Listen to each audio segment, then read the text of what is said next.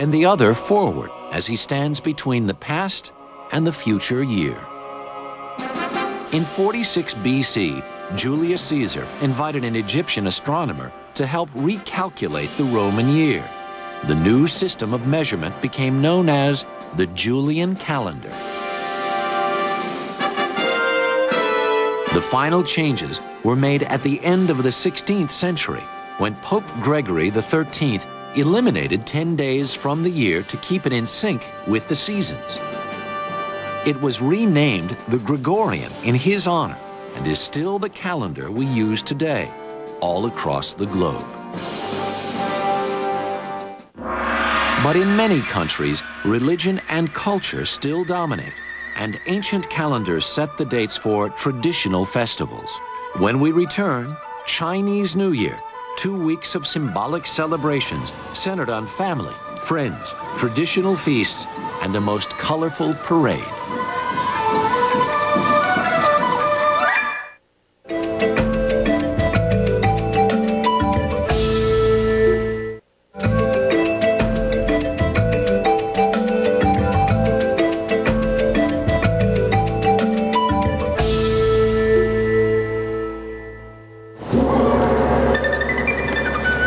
Between late January and the end of February, the Chinese celebrate the traditional New Year known as both the Lunar New Year and as Chunjie, the Spring Festival. It's a celebration that lasts 15 days, the most colorful and most important holiday of the Chinese year.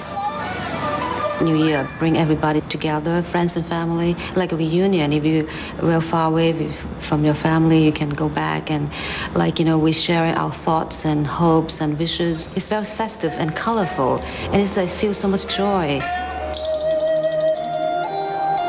The Chinese have been celebrating the New Year since 2000 BC, though the celebrations were held at different times under different emperors.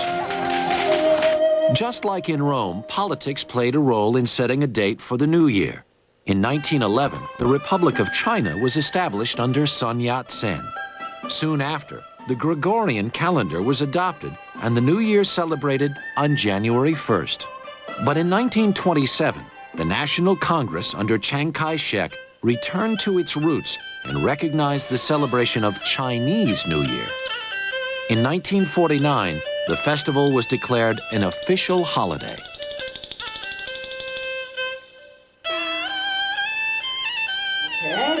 Today, Chinese New Year is celebrated at the beginning of Zhengyue, the first month in what is known as Nongli, or the farmer's calendar. It is the longest holiday of the year and the one with the most elaborate preparations. A person has to abstain from any physical relationships. He has to purify everything, including his speech. Everything that is spoken in a positive. The whole house has to be totally cleaned, and all the premises around it had to be clean for the New Year.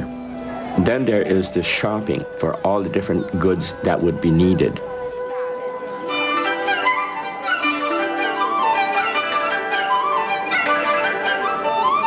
City streets are crowded with people buying new clothes and shoes.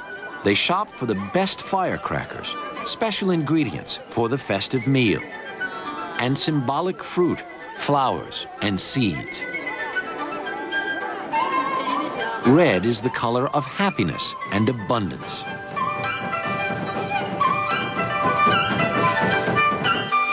Auspicious symbols written on red paper hang in every store window and home.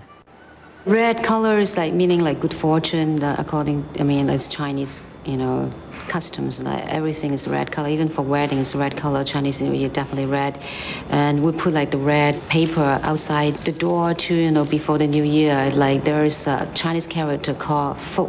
Fu is good fortune. So we put it there, meaning that we have a fortune coming in. The arrival of the new year wasn't always received with such good fortune. One ancient Chinese legend tells the story of the wild beast, Nian, who appeared each year at the end of winter, attacking and killing villagers. To scare the beast away, they used the color red. Loud noise and bright light and the customs of Chinese New Year were born. But Nian is also the Chinese word for year, and much like a monster, the year was something to be feared. Flood, famine, and sickness took many lives. So on the New Year, families gathered for a reunion to see who had survived and to wish the best for the next monster year to come. Today, the tradition continues as families celebrate the New Year together. It's a time to honor ancestors, often by kneeling in front of a specially created altar. Younger generations often bow to older ones to show respect. It is a celebration of life, a celebration of remembrance.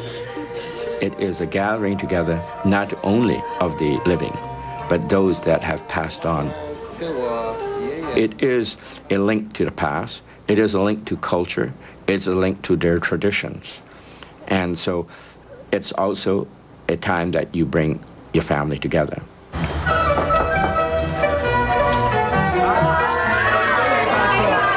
In San Francisco, the Lo family gathers together every year. They share the sweetness of candied fruits, vegetables, and seeds. Elders pass out small red envelopes called lei si, or hang bao. Each has a New Year greeting on the outside and money on the inside. I give it to my friends, the lucky money, and say, oh, Chinese New Year lucky money. I love doing that. Because I love his red envelope. It's just good fortune, and I think that is good positive energy. The Los enjoy the New Year feast while sitting at a round table, a symbol of unity. Plate after plate of food makes up the most elaborate and symbolic meal of the year. A whole fish stands for abundance. A chicken for good luck, served with both head and tail, since everything must have a beginning and an end. We use bap choy because of the name, meaning hundreds of items of wealth. We will use a lettuce. The term is sheng cai.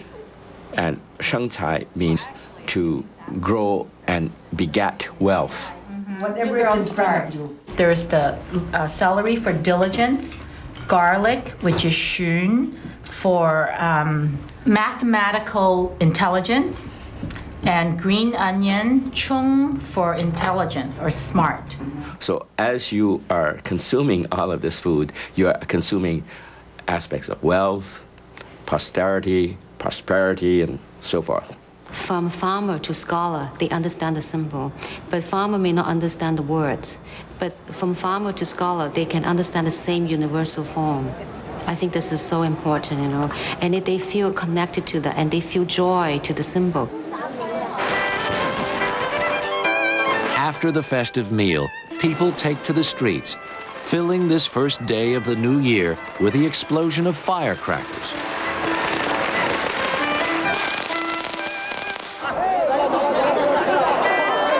The celebration continues for 2 weeks. There are traditional ceremonies and days of rest. It's a time to visit friends or go to the temple.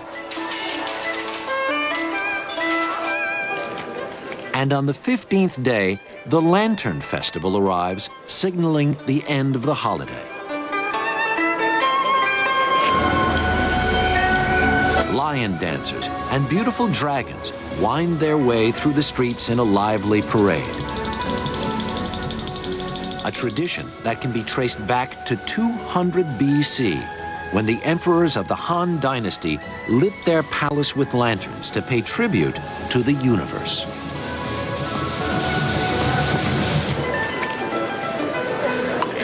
The city glows with light.